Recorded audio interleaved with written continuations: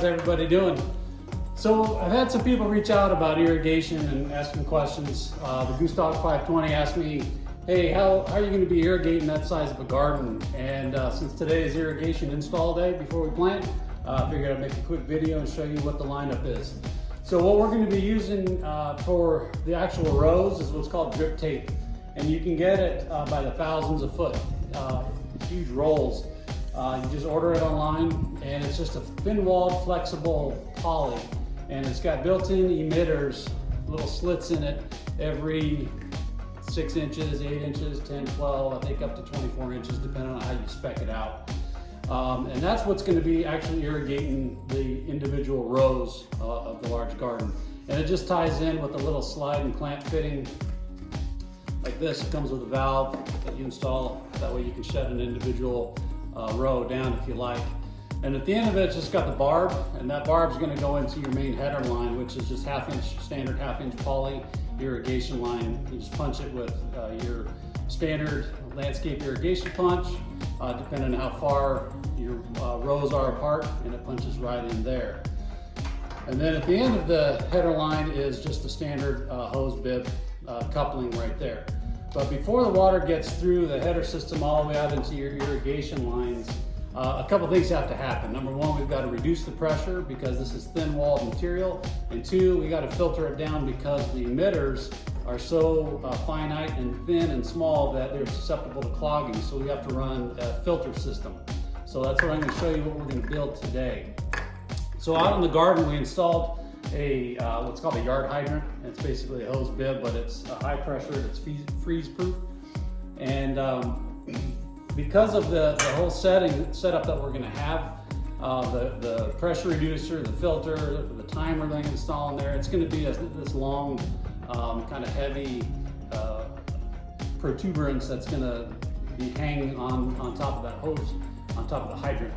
And that's going to put a lot of tension on. So what I ordered was a high pressure hose that's built for constant pressure. So coming right out of the yard hydrant is just a standard hose coupling, hose bib thread pattern. And that's going to give me 5 feet that I can drop this down, and I'm just going to use a pallet that I can rest all this on to get it up off the ground. That way all the weight of it is not hanging on that yard hydrant. So for right now, at the end of the high pressure drop hose is hose thread. And so the first thing we're going to run in line is our pressure reducer. And this drops our pressure from our well, which I think is around 80 PSI down to a minimum of 10. The irrigation tape, you can actually run down to 4 PSI. It's real low pressure, but when it's low pressure, you can do a lot of volume, which is what we're looking for when we have such a large area to irrigate. So the problem is the pressure reducer here is pipe thread. And pipe thread and hose bib thread are 2 different thread patterns. So we had to get an adapter. So this is a female hose thread pattern. And it puts some Teflon tape on it, but it converts the hose thread to national standard pipe thread. So that thread's on there. So now we have our pressure reducer. Get a little breezy in here. After the pressure reducer, we're going to be running our filter. This is an Amiad filter. I've had it for years. It works great.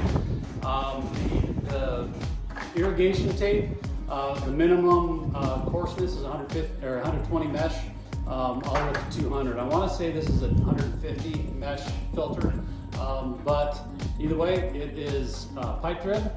And so he's going to thread right on after the pressure reducer, just like so. And then the next thing I'm going to put on here is I'm installing a timer because I'm not always around and I'm not always available to go turn on and off the water. So this is going to be an investment for you. They're not super cheap, but they're not really all that expensive either. This is made by Calgon, and it's a Bluetooth compatible, so you can program it from your phone. But this way, this is really going to set you up for success when it comes to making sure your garden and whatever you're irrigating happens on a regular basis. So after the filter is once again pipe thread. So now we have to convert the pipe thread back into hose thread. And actually, that is the wrong one. on 1 second. So after the filter, we're back to pipe. We're still at the pipe thread that we need to get converted back to hose bib thread for the timer. So we got an adapter for that. And again, you want to use Teflon tape when you're using the pipe thread. This converts it back to garden hose bib thread. Now you don't need to use Teflon tape when you're using hose bib thread because it has that little rubber washer that's in there that always likes to fall out on you. All right.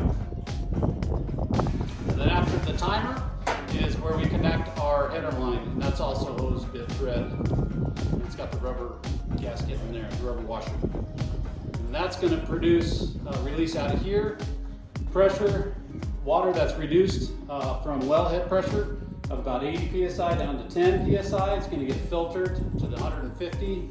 It's going to go through our timer where we control it, and then it heads out through our irrigation header out into our drip tape here. So you can see this thing's kind of long and heavy, and if we only had it connected at the yard hydrant, this is a lot of weight plus water going through there, wind, birds landing on it, whatnot. That's going to put a lot of torque on here and likely break it and cause a leak. So that's why we went ahead and got the high pressure, constant pressure rated hose to drop it down to the ground level to take that weight off of it. So now that it's installed, let's head out and get it installed on the yard hydrant. Okay, we're out here at the yard hydrant. This blue thing right here, it's basically a hose bib, but the valve is actually down underground under the frost line.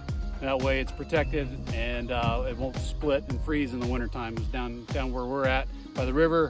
It does get pretty cold and we'll split a pipe in no time. So what we installed in the shop, this thread's on right here, just standard hose bib thread.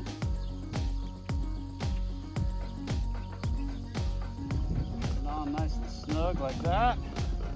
And then our drop hose is going to allow all our connections here, the pressure reducer, the filter, and the timer, just to lay right here. And I'm putting it on a pallet. That way it's up off the ground for rain and everything. That way we can leave the hose bib or the hydrant on all summer long. The water valve will control the irrigation out to the garden. And then we still have ourselves a hose bib right here for whatever else we need. So that's this part of the irrigation system. The next part, I'll show you how we'd run the rows.